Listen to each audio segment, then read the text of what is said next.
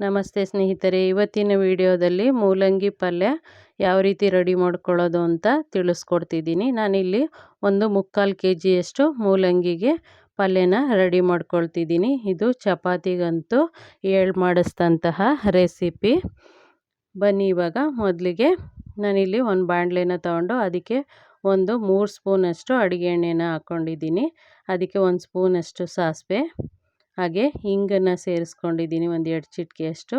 ಹಾಗೆ ಸ್ವಲ್ಪ ಅರಿಶಿನ ಪುಡಿನ ಸೇರಿಸ್ಕೊಂಡು ಆನಂತರ ಒಂದು 2 ಸ್ಪೂನಷ್ಟು ಕಡಲೆಬೇಳೆ, 2 ಸ್ಪೂನಷ್ಟು ಉದ್ದಿನಬೇಳೆನ ಸೇರಿಸ್ಕೊಳ್ತೀನಿ. ಇದಾದ ನಂತರ ನಾನಿಲ್ಲಿ ಒಂದು 10 ಹಸಿಮೆಣಸಿನ್ಕಾಯಿನ ಸೀಳಿ ಸೇರಿಸ್ಕೊಂಡಿದ್ದೀನಿ. ಕರಿಬೇವು, ಹಾಗೆ ಒಂದು 3 ಈರುಳ್ಳಿ, ಒಂದು 3 ಟೊಮೊಟೊನ ಕಟ್ ಮಾಡಿ ಇಟ್ಕೊಂಡಿದ್ದೀನಿ. ಸ್ವಲ್ಪ ಕೊತ್ತಂಬರಿ ಸೊಪ್ಪನ್ನ ಕಟ್ ಮಾಡಿ ಇಟ್ಕೊಂಡಿದ್ದೀನಿ. 3/4 kg ಮೂಲಂಗಿನ ನಾನು ಸಣ್ಣಕ್ಕೆ, ಅಂದರೆ ಒಂದು ಮೀಡಿಯಮ್ ಗಾತ್ರದಲ್ಲಿ ಕಟ್ ಮಾಡಿ ಇಟ್ಕೊಂಡಿದ್ದೀನಿ. ಇದು ಸ್ವಲ್ಪ ಫ್ರೈ ಆದಾಗ ಕರಿಬೇವು ಹಾಗೆಯೇ ಈರುಳ್ಳಿನ ಸೇರಿಸ್ಕೊಳ್ತೀನಿ. ನಾನಿಲ್ಲಿ 3 ಈರುಳ್ಳಿನ ಸಣ್ಣಕ್ಕೆ ಕಟ್ ಮಾಡಿ ಇಟ್ಕೊಂಡಿದ್ದೀನಿ. ಅದನ್ನು ಸೇರಿಸ್ಕೊಂಡು ಸ್ವಲ್ಪ ಫ್ರೈ ಮಾಡ್ಕೊಳ್ತೀನಿ. ಈರುಳ್ಳಿ ಸ್ವಲ್ಪ ಬೆಂದ ನಂತರ ನಾನು ಕಟ್ ಮಾಡಿ ಇಟ್ಕೊಂಡಿರೋಂತಹ ಮೂಲಂಗಿನ ಸೇರಿಸ್ಕೊಳ್ತೀನಿ. ಸೇರಿಸ್ಕೊಂಡು ಇದು ಮೂಲಂಗಿ ನಾವು ಕಟ್ ಮಾಡಿದ್ರೆ ನೀಟಾಗಿ ಕಟ್ ಆಗಬೇಕು, ಅಲ್ಲಿವರೆಗೂ ಬೇಯಿಸ್ಕೋಬೇಕು. ಈ ರೀತಿ ಸುಮಾರು ಒಂದು 8ರಿಂದ 10 ನಿಮಿಷ ಮಧ್ಯಮ ಉರಿನಲ್ಲಿ ಬೇಯಿಸ್ಕೊಳ್ತಾ, ಹಾಗೆಯೇ ಮಿಕ್ಸ್ ಮಾಡ್ಕೊಳ್ತಾ ಬೇಯಿಸ್ಕೋಬೇಕು. ಮೂಲಂಗಿ ಬೆಂದಾಗ ನಾವು ಇದಕ್ಕೆ ಟೊಮೊಟೊನ ಸೇರಿಸ್ಕೊಳ್ತೀವಿ. ಕೊನೆಯಲ್ಲಿ ಬೇಳೆ ಸಾಂಬಾರು ಪುಡಿನ ಒಂದು ಅರ್ಧ ಸ್ಪೂನಷ್ಟು ಸೇರಿಸ್ಕೊಳ್ಳೋದ್ರಿಂದ ಈ ಪಲ್ಯದ ರುಚಿ ತುಂಬಾ ಹೆಚ್ಚಾಗುತ್ತೆ.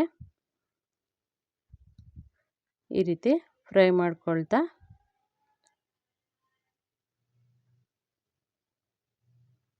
ಮಿಕ್ಸ್ ಮಾಡ್ಕೊಳ್ತಾನೆ ಇರಬೇಕು. ಇದರಲ್ಲಿರೋ ನೀರಿನ ಅಂಶ ಎಲ್ಲ ಹೋಗಬೇಕು, ಮೂಲಂಗಿ ಚೆನ್ನಾಗಿ ಬೇಯಬೇಕು. ತುರಿದು ಮಾಡ್ಕೋಬೋದು, ತುರಿಯೋದಕ್ಕಿಂತ ಈ ರೀತಿ ಕಟ್ ಮಾಡ್ಕೊಳ್ಳೋದ್ರಿಂದ ತುಂಬ ಚೆನ್ನಾಗಿರುತ್ತೆ. ಇವಾಗ 3/4 ಭಾಗ ಬೆಂದಿದೆ ಮೂಲಂಗಿ. ಇವಾಗ ನಾನು ಟೊಮೊಟೊ ಮತ್ತು ಕೊತ್ತಂಬರಿ ಸೊಪ್ಪನ್ನ ಸೇರಿಸ್ಕೊಂಡಿದ್ದೀನಿ. ಟೊಮೊಟೊ ಚೆನ್ನಾಗಿ ಬೆಂದ ನಂತರ ಇದಕ್ಕೆ ನಾನು ರುಚಿಗೆ ತಕ್ಕಷ್ಟು ಪುಡಿ ಉಪ್ಪನ್ನ ಸೇರಿಸ್ಕೋಬೇಕು, ಕಲ್ಲುಪ್ಪು ಹಾಕಬಾರ್ದು. ಇದು ಪಲ್ಯ ನೀರಿನಂಶ ಎಲ್ಲ ಹೋಗಿರೋದ್ರಿಂದ ಕಲ್ಲುಪ್ಪು ಕರಗೋದಿಲ್ಲ. ಈ ರೀತಿ ಬೆಂದ ನಂತರ ನಾನು ರುಚಿಗೆ ತಕ್ಕಷ್ಟು ಉಪ್ಪನ್ನ ಸೇರಿಸ್ಕೊಳ್ತೀನಿ, ಪುಡಿ ಉಪ್ಪನ್ನ ಸೇರಿಸ್ಕೊಳ್ತೀನಿ.